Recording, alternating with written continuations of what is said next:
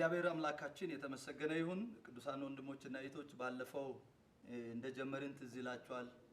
ኤፌሶን ትምህርትን ጀመረን መግቢያ ምዕራፍ 1 ከቁጥር 1 እስከ 2 ያለው ሁለት ቁጥሮች ላይ ማብራሪያ ጥቂት ነገር ተከፋፍለን ነበር። ዛሬ ደግሞ እግዚአብሔር ረድቶኝ ቁጥር 3ን ተከታታይ ትምህርቱን ማለት ነው ቁጥር 3 እንጀምራለን። እግዚአብሔር አምላክ ይባርከናል። ቃሉን አነብና እንጸልያለን። በክርስቶስ በሰማያዊ ስፍራ በመንፈሳዊ በረከት ሁሉ የባረከን የጌታችን የኢየሱስ ክርስቶስ አምላክና አባት ይባረክ። እግዚአብሔር አምላካችን በክርስቶስ ኢየሱስ የጠራህን ስም ብሩክ ይሁን። የቃልን እውነት እንድናወራ እንድናሰላሰል አእምሮን ስላበዛልን ጌታ ኢየሱስ ክርስቶስ ሆይ ስምን እንባረካለን። የተባረከ ይሁን። አሁን ቃልን እንሰማለን። የቃሊ ደጆች በኢየሱስ ክርስቶስ ስም እንዲከፈቱልን ማስተዋልን እንድታበዛልን ጥበብን እንድታበዛልን እግዚአብሔር አምላካችን እንማጸናለን። ሁሉ ክብር ላንተ ይሁን በኢየሱስ ክርስቶስ ስም። ባለፈው ሳምንት ትዝ ይላችሁ እንደሆነ ወይ በባለፈው ትምህርት መጀመሪያ ትምህርት 1 መግቢያውን አይተናል፣ ሰላምታውን አይተናል። የጳውሎስ ስለራሱ የሰጠውን ማብራሪያ አይተናል። የዚህ መልእክትን ጠንከር የሚያደርገው የተጠራበት ጥሪ እንደሆነ ማብራሪያ ተመልክተናል። ከዛ መጨረሻ ላይ ጸጋና ሰላም ይሁንላችሁ በሚል ነው ዘግተን የወጣነው። ጸጋና ሰላም የሚለው በዚህ ቦታ ስለ መንፈሳዊ የጸጋ ስጦታ ማብራሪያ ሳይሆን ጀስት ለሰላምታ የተሰጠ እንደሆነ ተመልክተናል። ጸጋ በግሪኮች ዘንድ የተለመደ ሰላምታ ሲሆን ሻሎም ወይም ሰላም የሚለው ቃል ደግሞ የአይሁድ ሰላምታ እንደሆነ ለአይሁድም ለአሕዛብም የሚሆን ሰላምታ ጀነራል የሆነ የሰላምታ ኮንሰፕት ያዘን መልእክት እንዳስተላለፈ ተመልክተን በተለይ ኢየሱስ ክርስቶስን ጌትነት ስር በመሆን የእግዚአብሔር የልጅነት ስልጣን ማግኘት አለበት በሚል በሰፊ ተነጋግረን ተለያይተናል። ዛሬ ቁጥር 3ን ጥቂት የእግዚአብሔር እውነቶችን እንከፋፈላለን። በደንብ እግዚአብሔር እንደሚረዳን ተስፋ አደርጋለሁ። በደንብ ተከታተሉ። እንግዲህ መጽሐፍ ቅዱስን ስናጠና ረገጥ አርገን ፊደላትን ሆሄያትን በሚገባ ባለማጥናታችን ምክንያት የሚፈጠሩ የእምነት አቋም መሸርሸር፣ በስፍራ ለመገኘት፣ ከእምነት ወደ ዓላማ ፈግፈግ፣ እነዚህ ነገሮች ሁሉ የሚመጡት ለእግዚአብሔር ቃል ከምንሰጠው ስፍራ የተነሳ ስለሆነ ስፍራ ሰጣችሁ ቁጭ ብላችሁ እግዚአብሔርን ቃል እንድትከፋፈሉ በጌታ ፍቅር አሳስባለሁ። ዛሬ የምናየው ቁጥር 3 የመንፈሳዊ በረከት አይነቶችን ብዛትንና ስፍራን በተመለከተ እናያለን። ይህ ስፍራ ስናጠና መጽሐፍ ቅዱስ ውስጥ የተጻፉ በረከቶች ሁሉ ለመዘርዘር ሳይሆን በዚሁ በኤፌሶን ጳውሎስ ለአዲስ ኪዳን ቅዱሳን በኤፌሶን መልእክት አማካይነት የዘረዘራቸውን መንፈሳዊ በረከቶችን ለማየትና ጻፊው ሊያስተላልፍ የፈለገውን ሐሳብ መረዳት እንድንችል ነው ይሄን በደንብ የምናየው ማለት ነው። ለምሳሌ የመንፈሳዊ በረከቶች ተብሎ የሚጠሩ በዘዳግም መጽሐፍ ብሉይ ኪዳን አሉ። ሌሎችም በረከቶች ሊኖሩ ይችላል። ጀነራል በረከቶች ብቻ ሳይሆን ጳውሎስ ለአዲስ ኪዳን አማኞች ያስተላልፈው በረከት በተመለከተ በሚገባ ማወቅ አለብን። ይሄን በጣም ማወቅ ያለብን ብዙ ሰዎች እንደው አንዳንድ ጊዜ ተረት ይለኛል፣ ላም ባልዋለበት ኩበት ለቀማ የሚባል ነገር ከዛ እግዚአብሔር እንዲገላግለን። አንዳንድ ጊዜ የተባረክነው ሌላ ነው፣ የምናወራው ሌላ ነው። ኢቭን ይሄኛውን የኤፌሶንን መጽሐፍ እየጠቀሱ መኪና ሊገዙ የሚሹ ብዙ ሰዎች ስላሉ አይደለም ካለ ነው አብረን እንገዛለን። ግን በረከቱ ምንድነው? ቦታውስ የት ነው? አይነቱ ምንድነው? ጳውሎስ ግልጽ በሆነ አማርኛ ስላስቀመጠ እንደው በሰው እንዳትሸወዱ እናንተም ስታጠኑም እንዳትሸወዱ እግዚአብሔርን ቃል አብረን ቁጭ ብላችሁ አይዞ ይሄን ስትሰሙ ኤፌሶንን መጽሐፍ በእጃችሁ ይዛችሁ ብትሰሙ በጣም ደስታዬ ነው። ስለዚህ ጻፊው ሊያስተላልፍ የፈለገው ሐሳብ በትክክል ለመረዳት እዚህ ክፍል ላይ ልብ ማለት ያለብን በረከቶቹ በአይነት በቦታ የተወሰኑ መሆናቸው ይኸውላችሁ በረከቶቹ በአይነትና በቦታ ምን ይሆኑ ናቸው የተወሰኑ መሆናቸው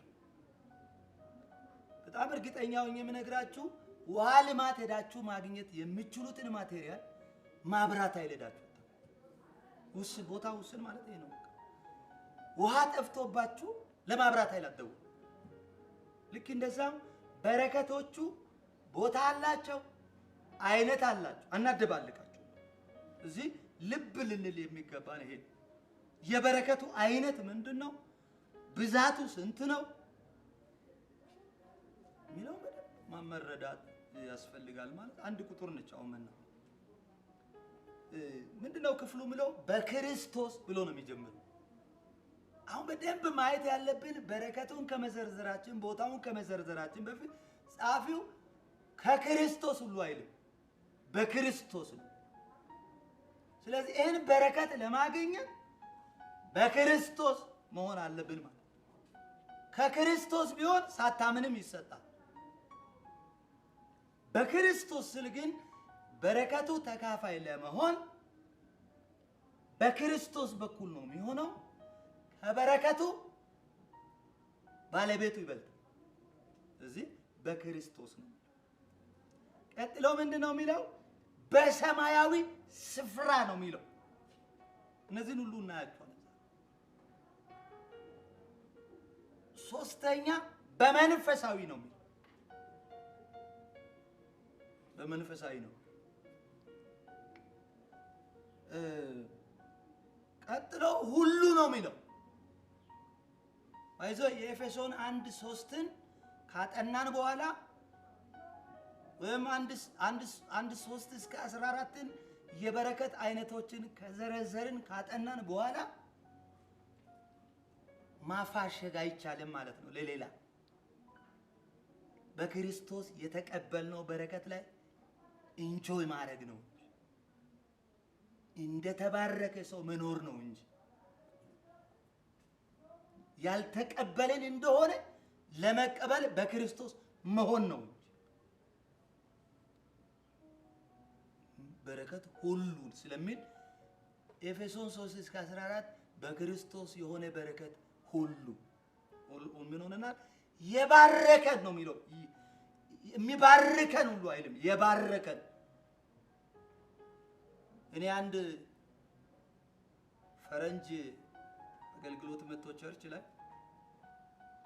በማልችለው በዚህ በትክክል በዝርዝር እንግሊዘኛ እንደዚህ አልኳቸው ጋድ ብሌስ አልኳት አንዷ ስለ ያው መልሷን ስትነግረኝ ኦሬዲ አም ብሌስድ ኢትዮጵያም ቢሆን አሜን ተቀበልኩ ነበር የምትለው እሷ ግን በደንብ ገብቷታልና ኦሬዲ አይ አም ብሌስድ ይሁት በደንብ ኦሬዲ ተባርካል እንዴት የተደላደለች እንደሆነ ሰው በክርስቶስ መባረኩ ሲገባው ለክርስቶስ ይባረካል በክርስቶስ እንደ ተባረከ ሲገባው ህይወቱ የተባረከ ይሆናል እዚህ በሚገባ ማይታል በረከቱ መንፈሳዊ ነው መገኛው ሰማያዊ ነው እናል ነው መንፈሳዊ የሚለው የስጋ ተቃርነው ነው ወይም ስጋዊ ያልሆነ ማለት ነን ፊዚካል በእግር ወክ አድርገ እማትደርሰው ለምሳሌ ከግብጽ ባርነት የወጡ ሰዎች መንገድ ላይ መሞት መርገም ነው ለምን ብትሉት ከግብጽ የወጣ ህዝብ መድረሻው ከነዓን በረከቱ መገኛው ከነዓን ነው መሄጃው በእግር ነው አንድ የሚያረጋው እምነት ቢሆን መሄጃው በእግር ነው መመራው የእግዚአብሔር መልአክ ነው ከነዓን አልገባም ማለት የብሉይ ኪዳን በረከት አልወረሰም ነው ባጭሩ አማርኛ ሊወርስ ነበር አይባል። ሙሴን እንኳን ከነዓንን በዓይንህ ታያለህ እንጂ በእግር አትረግጣት ብሎ እግዚአብሔር ተቆጥቶ ሲገል በኮሬብ ተራራ እንዲሞት ሲያደርግ በናባው ተራራ ሲቀብረው የእግዚአብሔር ቁጣ በረከትን ባለመውረስ ሲገለጥ ሙሴ ከነዓንን ስላልረገጠ ነው እንጂ ተስፋውን ስላልሰማ አይደለም። እዚህ በቀደመው ኪዳን ሕግን በመጠበቅ ከእግዚአብሔር ጋር ጤናማ ግንኙነት በመፍጠር እስራኤል የሚያገኛቸው በረከት መንፈሳዊ ብቻ ሳይሆን ምድራዊም ናቸው።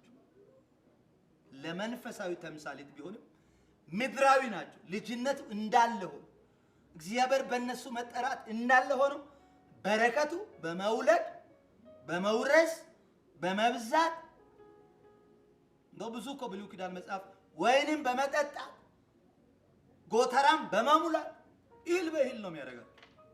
እኛም አሁን ያው ብሉይ ኪዳንና አዲስ ኪዳን ስለተቀላቀለብን ነው በረከት ሲባል እህት ሸመታ የሚታየን። ግን ይሄኛው በረከት ከአዲስ ኪዳን በረከት ልዩ እንደሆነ ለማሳየት ጳውሎስ ስለሚያውቃቸው አይሁዶችም ስላሉ ይሄ በረከት መንፈሳዊ ነው። መንፈሳዊ ዘዳግም 8:1 እስከ መጨረሻ ድረስ ስታዩት እግዚአብሔርን በመስማት ቃሉን በመጠበቅ እስራኤላውያን የሚባረኩበት በረከት ዘርዝሮ ይናገራል። እግዚአብሔርን ባለመፍራት ደግሞ የሚረገሙበትን መርገም ይናገራል። ፊዚካል ኤቭሪቲንጉ ፊዚካል የሚታይ ነው። ለምሳሌ እባጭ የግብጽ በሽታ መታለው ስል እግዚአብሔርን ባለመስማት ቀጥታ ነው የምትመታው። እግዚአብሔርን ደግሞ በመስማት ደግሞ በሽታ ወደ ቤት አይቀርብም ስል አትታመምም ማለት ነው። አይታመም አይጨናገፍም። ራስ እንጂ ጅራት አትሆንም ስል በኩር ትልቅ ትሆናለህ፣ የመጀመሪያ ትሆናለህ፣ ስመጥር ትሆናለህ ነው። የመድኃኒዓለም ጋር ስትመጣ አዲስ ኪዳን ጋር ስትመጣ በረከቱ እንደዛ መስሏቸው እንዳይጋጭባቸው መንፈሳዊ ነው። ሁሉ የሚል ቃል አለ አይታችሁ። ሁሉ ኤቭሪ ስፒሪቹዋል ብሌሲንግ ማለት ነው። ኤቭሪ የቀረ ምንም በረከት እስከማይኖር ድረስ መንፈሳዊ በረከቶች በሙሉ ያለ መቆጠብ በክርስቶስ ኢየሱስ እግዚአብሔር ባረከ።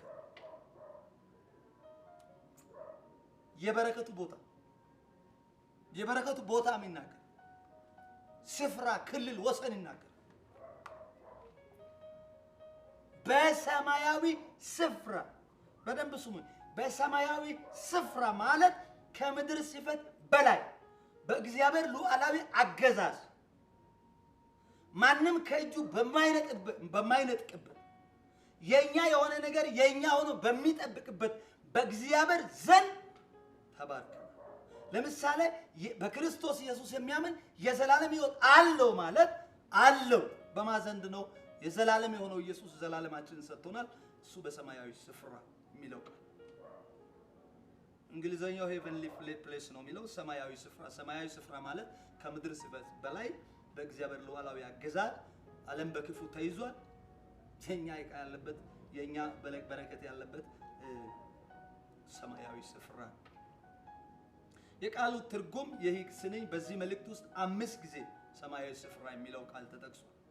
እነዚህ ቦታዎች በጥንቃቄ ስንመረምር ለምሳሌ ምዕራፍ 1 ቁጥር 3 አሁኑ ቦታ ምዕራፍ 1 ከ20 እስከ 21፣ ምዕራፍ 2 6 እስከ 7፣ ምዕራፍ 3 10፣ ምዕራፍ 6 12 እነዚህ ቦታዎች በጥንቃቄ ስንመረምር የሚከተሉ ሐሳቦችን እናገኛለን።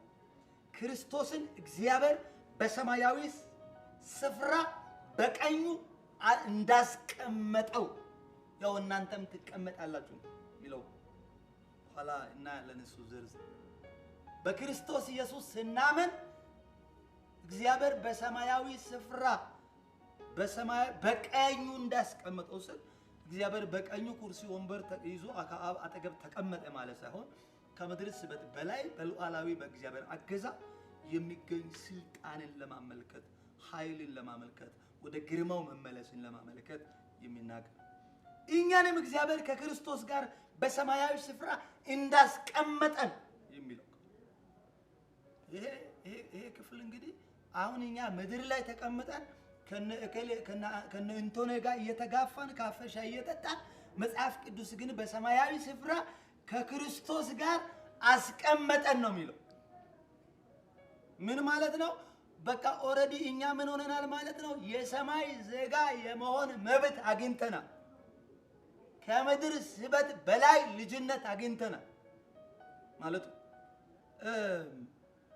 በሰማያዊ ስፍራ አለቆችና ስልጣናት እንዳሉ ይላል ሌላና 3:10 ላይ ይሄንና በጣም የሚገርማችሁ ስልጣናትና ኃይላት ማለት ባይዞ መንፈሳዊ ውጊያ በተመለከተ ስንነጋገር ወደፊት እናያለን። በረከቱ መንፈሳዊ ባይሆን ጦርነቱ መንፈሳዊ ነው። ስለዚህ ይህን መንፈሳዊ በረከት ሊያጎሉን የሚችሉ ኃይላት እንኳን አሉ። ስለዚህ በሰማያዊ ስፍራ ማለት ከምድር ስበት በላይ ነው። በሰማያዊ ስፍራ የክፋት መንፈሳዊ ሰራዊቶች እንዳሉ አሉ ማለት ነው። የእግዚአብሔር ሰራዊቶች ብቻ ሳይሆኑ የጠላትም ሰራዊቶች እንዳሉ ነው። እንግዲህ እስከ መጨረሻ በጉድል እስኪነሳ ድረስ በምድር ለሚኖር ሰዎች መከራን የሚያሳየው ከዛ ነውና ጦርነታችን መንፈሳዊ። ስለዚህ ይሄን ሲናገር ሰማያዊ ስፍራው ብላስ የሚናገረው የማይታየው ዓለም በሙሉ የእግዚአብሔር ማደሪያንም የክፉ መናፍስት መኖሪያን ሁሉ መሆኑ ጳውሎስ ይናገራል። በብሉይ ኪዳን የሚገኘው ሥጋዊ በረከት የሚሰጥበት ቦታ ከነዓን ምድር እንደሆነ ዘዳግም 28:11 እና በዚህ ደግሞ ክፍል ደግሞ መንፈሳዊ በረከት የሚገኘው በሰማያዊ ስፍራ ነው። እንግዲህ ለአዲስ ኪዳን አማኞች ከነዓናችን ሰማይ ነው። መድረሻችን ሰማይ፣ ያመነው ለሰማይ፣ በረከታችን ያለው ሰማይ፣ ማሩ ያለው ሰማይ ነው። ወተቱም ያለው ሰማይ፣ የምንሰራው ለሰማይ። ከምድር ስበት በላይ እግዚአብሔር ለሚወዱት ላዘጋጀው ብድራት ነው የምንሰራው።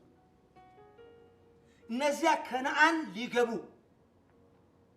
ባህር ተከፍሎ ከተሻገሩ እነዚያ ከነዓን ሊገቡ እየሄዱ በማጉረምረማቸው ምድረ በዳ ባለማመናቸው ከቀሩ እነዚያ ከነዓን ሊገቡ ካመኑ እነዚያ ማርና ወተት የሚፈሰው ምድር ለመውረስ ከጀገኑ በደንብ አማኝ መሆን ካስፈለገ የኛ ከነዓን ወደ ሆነው ሰማይ ወደ እግዚአብሔር ቀኝ ለመድረስ ወደ ዘላለማችን ለመድረስ ምን ያክል ጌታን ማመን እንዳለብን በደንብ መረዳት አለብን።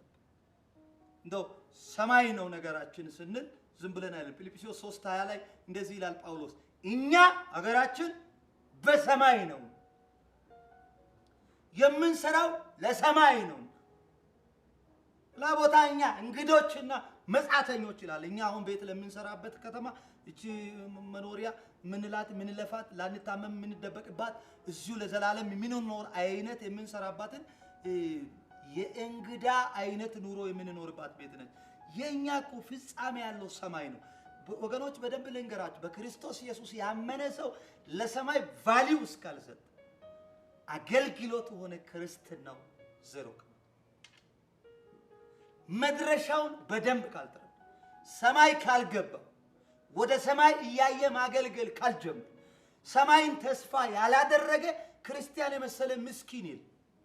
ስለዚህ ጳውሎስ እኛ እኮ ክብራችን ሰማይ ነው፣ አገራችን በሰማይ። አንዳንዶች ብዙዎች ለክርስቶስ መስቀል ጠላቶች ሆነው ያለሳሉ። ምክንያቱም መድረሻቸው ሰማይ መሆኑን ስላልገባቸው። ብዙ ጊዜ ስለነርሱ አልኋችሁ፣ አሁንም እንኳን እያለቀሱ እላለሁ፣ መጨረሻቸው ጥፋት ነው፣ ሆዳቸው አምላካቸው። ባካችሁ የተባረክነው ለሰማይ፣ አገራችን ሰማይ፣ በረከታችን መንፈሳዊ ነው። በእህል አትገምቱት፣ የእግዚአብሔርን ጸጋ በክብር አትገምቱት፣ ባደራችሁት ቤት አትገምቱት። የኛ ተስፋ ከላይ ነው። አዳኛችን የመጣው ከላይ ነው፣ የተመለሰው ወደ ላይ ነው፣ የሚመጣው ከላይ ነው፣ የሚወስደንም ወደ ላይ ነው። በደንብ ክርስትና ይሄ ነው። ቀጥሎ ምን ይላል? ክብራቸው በነውራቸው። የለበስነው ሱፍ ክብራችን አይገልጥም። እግዚአብሔር ነው ለኛ ክብራቸው። እነዚህ ግን ክብራቸው በነውራቸው ነው። ሐሳባቸው ምድራዊ ነው።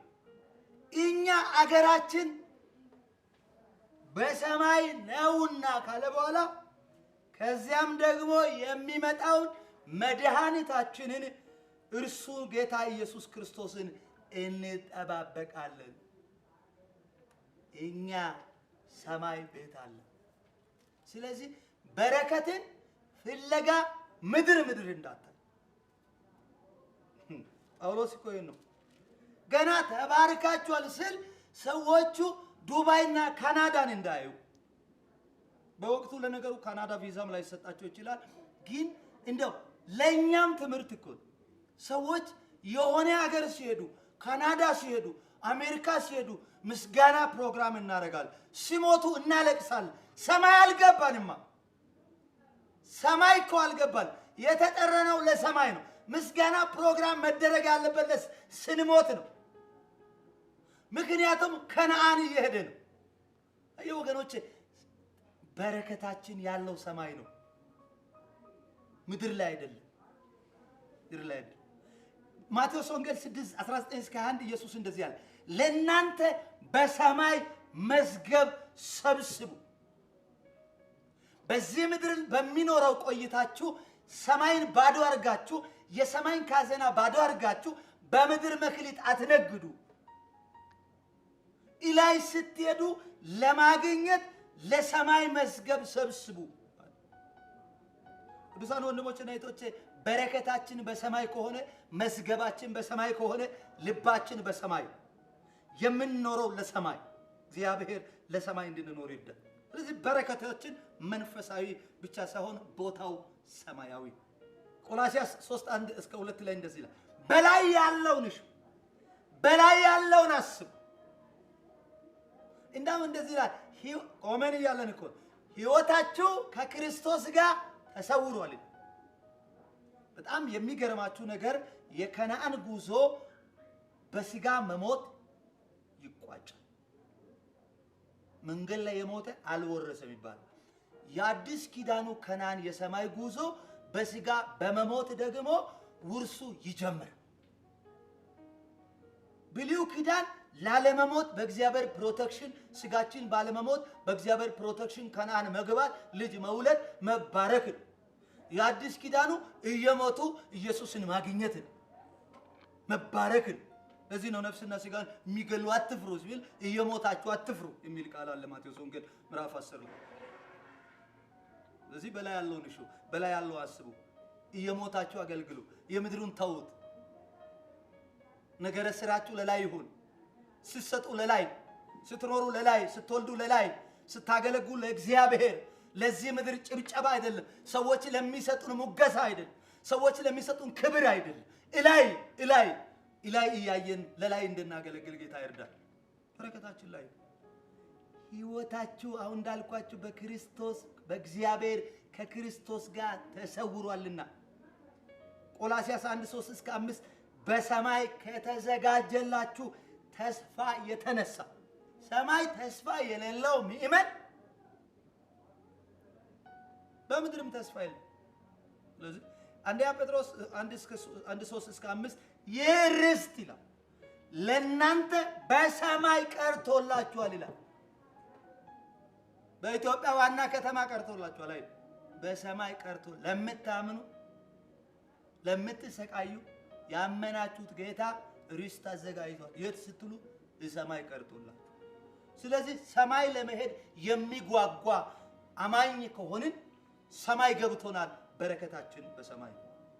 ሌላው በረከታችን ሰማይ ብቻ መኖሩ አይደለም። በረከታችን መንፈሳዊ ነው። መንፈሳዊ ነው ስል እህል አይደለም፣ ልብስ አይደለም፣ ቤት አይደለም፣ ክብር አይደለም። መንፈሳዊ ምንድን ነው? ጥቂት ነገር አብራራላችኋለሁ ወደፊት በደንብ ስለ ቀጥሎ ጳውሎስ ምንድነው የሚለው ምንድነው ስንል በደንብ አድርገን በትኩረት መንፈሳዊ በረከቶቻችን ወደፊት ከማየታችን በፊት ዘርዘር ብዬ ልንገራችሁ። መንፈሳዊ ናቸው። ምንድን ናቸው? ዓለም ሳይፈጠር መረጠን። መመረጥ ነው። ከዛ መወሰን ነው። አስቀድሞ ወሰነን። እዛው 14 ቁጥር ድረስ ያለ የእርሱ ልጆች መሆን የመወስ ልጅነት ነው። ቤዛነት ነው። የበደል ስርየት ነው። በረከታችን ኦሬዲ የእግዚአብሔር ፋሚሊ መሆን፣ ቤተሰብ መሆን፣ ፕሮቴክሽን ብቻ አይደለም፣ ፋሚሊ ቤተሰብ መሆን። ጸጋን አበዛልን፣ አትረፈረፈን። በእግዚአብሔር ማይንድ ማሰብ መጀመራቸው፣ የክርስቶስ ልብ መያዛቸው፣ በጥበብና በአእምሮ ሁሉ አበዛን ይላል። የፈቃዱን ምስጢር አስታወቀን። የእግዚአብሔር መሆንን መረዳት ነው። ሌላው የእግዚአብሔር ርስት ነው። መንፈሳዊ ነው። ምድራዊ እርሻ አይደለም። ይሄ በወንድምና ወንድም የሚጣሉበት ርስት አይደለም። ማንጨቃጨቅበት ትልቁ እግዚአብሔር ያዘጋጀው ለሁሉ የተትረፈረፈ ርስት ነው። ሌላው በመንፈስ ቅዱስ መታተም ነው። የእግዚአብሔር መሆን ማረጋገጫ ማግኘት ነው። እነዚህ እያንዳንዱን 6 የሚሆኑ ነገሮች ናቸው። በደንብ በስነ ስርዓት ያብራራን እናያለን። ቀጥሎ መጨረሻ ላይ እንደዚህ ይላል አይደል? የጌታችን የኢየሱስ ክርስቶስ አምላክና አባት ይባል። ጥቂት ብያችሁ ላብቃ። ኢየሱስ ሙሉ ሰው የሆነው አምላክነቱን ትቶ ነው። ፊልጵስዩስ 2:6 እንደ ሙሉ ሰውነቱ አብ አምላኩ፣ ክርስቶስ ሙሉ ሰው ሙሉ አምላክም ነው። ስለዚህ በሰውነቱ አዳነን። በሰውነቱ በማዳኑ እግዚአብሔር አባቱ ነው። ስለዚህ የዳነው በማንነቱ አንዱ ፓርት በስጋው ስለሆነ ይሄን ለማሳየት ነው እንጂ የኢየሱስ ክርስቶስን የበላይነት ከአብ በታች ኢየሱስ በታች አብ የበላይ የመሆን አይደለም። በብሉይ ኪዳን እውነተኛው የሰማይና የምድር ፈጣሪ አምላክ ከሌሎች አምላክ ለይቶ ለመጥራት የአብርሃም አምላክ ወይም የእስራኤል አምላክ ወዘተ ተብሎ እንደሚጠራ ጳውሎስ እውነተኛ አምላክ ለማመልከት እየተጠቀመበት ነው። ምስጋና የጌታችን የኢየሱስ ክርስቶስ አምላክና አባት ይባረክ ስል ለዚህ በረከት ያጨን ፍጻሜ ላይ በደንብ እሱም አውራለሁ። የአብ ድርሻ፣ የወልድ ድርሻ፣ የመንፈስ ቅዱስ ድርሻ፣ የኛ ድርሻ ቁጥር 14ን ስንጨርስ የጌታችን የኢየሱስ አምላክ አባት ይባረክ ለዚህ በረከት ያጨን፣ በዚህ በረከት የባረከን፣ ልጁን የሰጠን፣ በልጁ በኩል ያጸደቀን፣ ያነጻን ይባረክ። ሰጪው ይባረክ። እግዚአብሔር ከታላቅ ፍቅሩ የተነሳ ምንም ሳያስቀር በመንፈሳዊ በረከት ሁሉ ስለባረከን ጳውሎስ ይህን ክፍል ሲጽፍ በመስጋና ልብ ሆኖ ነው። እግዚአብሔር አምላክ የተባረከ ይሁን። እንጸልይና እንጨርሳለን። ጻድቅ አባት ሆይ በኢየሱስ ክርስቶስም ስለሰጠን ጊዜ እንባርካለን። በፍጹም መረዳት ሆነን ይህን ቃል እግዚአብሔር አምላክ በሕይወታችን እንድንተገብረው እንድትረዳን ለምንሃለሁ። ስለባረከን ተባረክ። ክብር ለስም ይሁን። በኢየሱስ ስም ሻሎም።